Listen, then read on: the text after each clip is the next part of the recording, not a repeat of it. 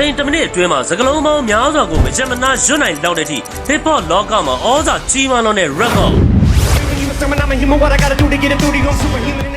လူပြူတယောက်မို့ record တယောက်မဖြစ်နိုင်ဘူးဆိုပြီးဝိုင်းနိုင်ခဲ့ကြတဲ့လူမဲတွေကိုသူ့ရဲ့ scale တွေနဲ့တက်တည်ပြနိုင်ခဲ့တဲ့ global artist Eminem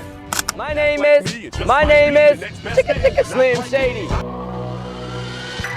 Eminem ရဲ့နာမည်ရင်းကတော့ Marshall Bruce Martha ဖြစ်ပြီးတော့သူ့ကိုအမေရိကန်နိုင်ငံရဲ့လူမဲတွေအများစုနေထိုင်ကြတဲ့စင်ကြေပုံရက်ွက်လေးတစ်ခုမှာမွေးဖွားခဲ့ပါတယ်သူ့ကိုမွေးဖွားပြီးတိတ်မကြခင်မှာပဲဖခင်ဖြစ်သူဟာအိမ်တော်ရေးဖောက်ပြန်ခဲ့တာကြောင့်အဲ့ဒီစိတ်နဲ့ပဲဆေးဆွဲသွားခဲ့တဲ့မိခင်ဖြစ်သူရဲ့လက်အောက်မှာသာကြီးပြင်းလာခဲ့ရတယ်။ဆေးဆွဲနေတဲ့မိခင်ဖြစ်သူဟာအလုတ်တီတီကြမရှိဝင်ငွေနေပြီးအိမ်ငှားကတော့မပေးနိုင်ခဲ့တဲ့အခြေအနေကြောင့်အမနန်တို့သားမီးဟာအချိန်ပေါင်းများစွာနှင်ချခံခဲ့ရပြီးမြို့တွေတစ်မြို့ပြီးတစ်မြို့ပြောင်းရွှေ့နေထိုင်ခဲ့ရတယ်။အဲ့လိုပြောင်းရွှေ့နေထိုင်ခဲ့ရတာကြောင့်အမနန်မှာတငယ်ချင်းပေါင်းသင်းဆိုတာမရှိခဲ့ပဲရောက်လျာရက်မှာចောင်းသားစိုးတွေရဲ့အနိုင်ကျင့်ခြင်းကိုခံခဲ့ရတယ်။တရက်မှာတော့ထုံးစံအတိုင်းအနိုင်ကျင့်ခြင်းခံရတဲ့ဖြစ်ပျက်တစ်ခုကနေသူ့ရဲ့ဦးခေါင်းကိုပြင်းထန်ထိခိုက်ခဲ့တာကြောင့်9ရက်လောက်ကိုမဝင်သွားခဲ့တဲ့အထိဖြစ်ခဲ့ရတယ်ဗျ။အဲ့ဒီဖြစ်ပျက်တွေကြောင့်ပဲအမနက်အတွက်တော့ကြောင်းဆိုတာပျော်စရာနေရာတစ်ခုမဟုတ်တော့ပဲတောက်လျှောက်နာကျင်စရာတွေနဲ့ပြည့်နေခဲ့တဲ့နေရာတစ်ခုသာဖြစ်လာခဲ့တယ်။ဒီလိုနဲ့အမနက်ဟာသူ့ရဲ့နာကျင်မှုတွေကိုစိတ်သက်သာရစေဖို့အတွက် Ice-T နဲ့ Ram DMC တို့ရဲ့ rap သချင်းတွေကိုနားထောင်ရင် hip hop ဆိုတဲ့အရာကိုစတင်ပြီးတော့စိတ်ဝင်စားလာခဲ့တယ်။အဲ့ဒီနောက်အမနက်ဟ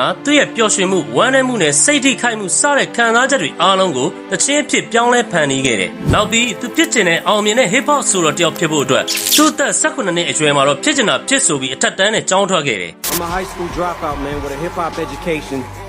and these were my teachers. ကျောင်းကထွက်ခဲ့ပြီးနောက်မှာတော့ MMM ဆိုတဲ့နာမည်နဲ့ freestyle တွေကိုဆိုပြီး rap battle တွေမှာဝင်ရောက်ရှင်ပြိုင်ခဲ့ရင်တဖြည်းဖြည်းနဲ့ battle stage တွေပေါ်မှာသူ့ရဲ့မြန်ဆန်တဲ့ rhyme တွေပြိုင်ဘက်ကိုထိုးနှက်တဲ့စကားလုံးတွေကြောင့်ပဲ underground လောကထဲမှာတဖြည်းဖြည်းနာမည်ရလာခဲ့တယ်။နောက်ပိုင်းမှာတော့လူမဲတွေနဲ့ဖွဲ့စည်းထားတဲ့ D12 ဆိုတဲ့ hip hop အဖွဲ့တွေကိုဝင်ရောက်ခဲ့တဲ့အချိန်မှာပဲ underground လောကထဲမှာပိုပြီးလူသိများလာခဲ့တယ်။ Eminem ဟာလူသိများလာခဲ့ပေမဲ့သူ့ရဲ့ငွေကြေးပြဿနာတွေသူ့ရဲ့အခက်အခဲတွေကဘာမှပြောင်းလဲမှုရှိတဲ့အပြင်သူ့ရဲ့သမီးလေးဖြစ်တဲ့ Haley ကိုမွေးဖွားခဲ့တာကြောင့်သူ့မှာမိသားစုအတွက်တာဝန်ပိုကြီးလာခဲ့တယ်။ဒီတာဝန်တွေအတွက်နေ့ဘက်မှာအလုပ်ကျန်းလုပ်ညဘက်မှာစတူဒီယိုမှာသချင်းသွားသွင်းပြီး freestyle battle တွေဝင်ပြိုင်ရင်သူ့ရဲ့အိမ်မက်တွေနောက်ကိုမလွတ်တမ်းလိုက်နေခဲ့ရတယ်။သူ့မှာရှိတဲ့ပတ်စံလေးအနေငယ်ရဲ့အတိမိတ်ဆွေတွေစီကချေးလို့ရတဲ့ပတ်စံလေးတွေရဲ့စုပြီး1996ခုနှစ်မှာတော့ Infinite ဆိုတဲ့ album ကိုစတင်ထုတ်ခဲ့ပေမဲ့ရောင်းအားမကောင်းလူကြိုက်နေခဲ့တဲ့အပြင်တခြားဆိုတော်တွေရဲ့ rap style တွေကို copy လုပ်ထားတာပါဆိုပြီးဝေဖန်ခြင်းကိုခံခဲ့ရပါသေးတယ်။သူ့ရဲ့ပထမဆုံးခြေလှမ်းဟာစောက်ပြတ်တက်နေအောင်ကြာရှုံးခဲ့ရပေမဲ့လည်းသူဟာစိတ်ဓာတ်မကျပဲသူ့ရဲ့သချင်းတွေကိုခေါင်းမာမာနဲ့ဆက်လက်ဖန်တီးနေခဲ့တယ်။သိမကြခင်မှာပဲထွက်ခဲ့ပြီးတဲ့ album တက်ပိုပြီးကျန်းတဲ့ rap scale တွေနဲ့